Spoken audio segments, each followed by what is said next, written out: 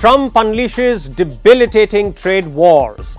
Global economy precariously poised at the edge of a 1930s style crash.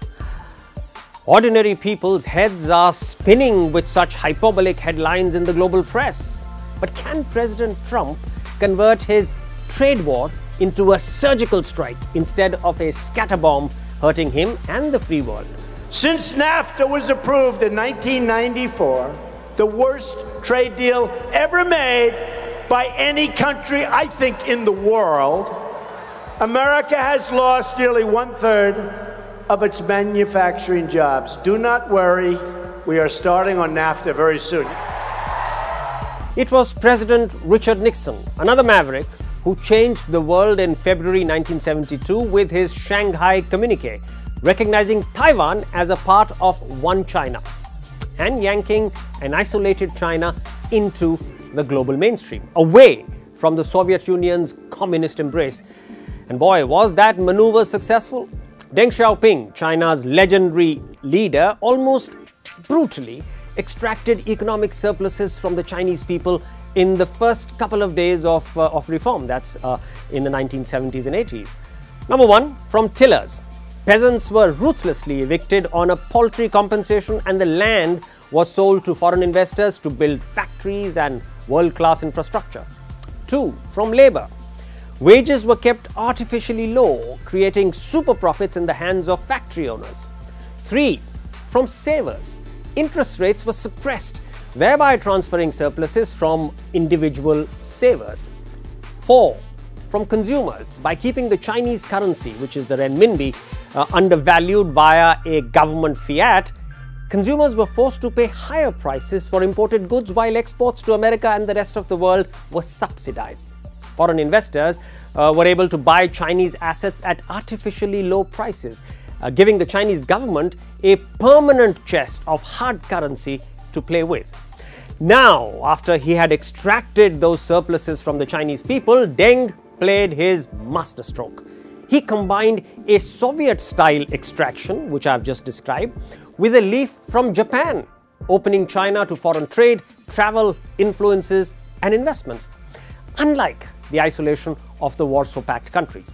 He then funneled those trillions of dollars of surpluses into physical and social infrastructure, creating productive assets: roads, bridges, railways, ports, power plants, airports, new cities, hospitals, schools, universities, on a scale which was hitherto unknown to human civilization.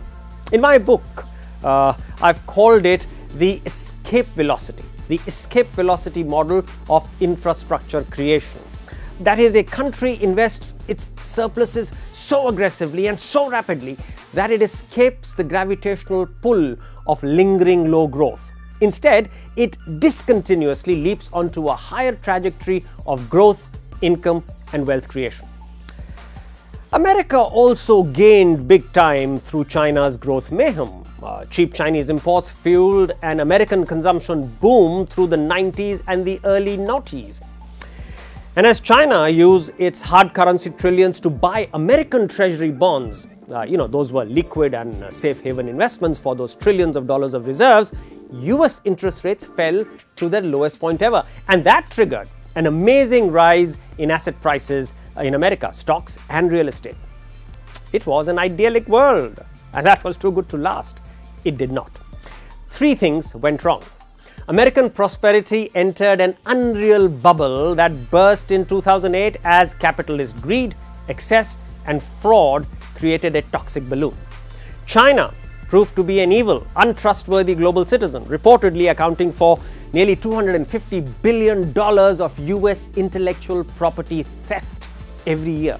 And finally, as grunge blue-collar jobs moved from America to China, America's Rust Belt saw big layoffs and joblessness. It was a perfectly volatile cocktail waiting for, yes, Donald Trump. We will make America wealthy again. We will make America proud again. We will make America safe again.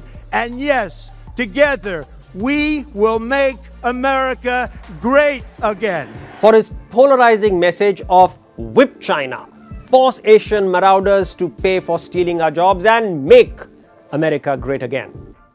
But then, where has Trump messed up his counterattack?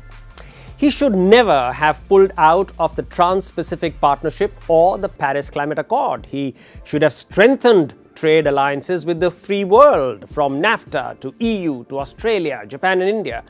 He should have used his free world alliances, what is called the concert of democracies, to raise hell against China at the WTO.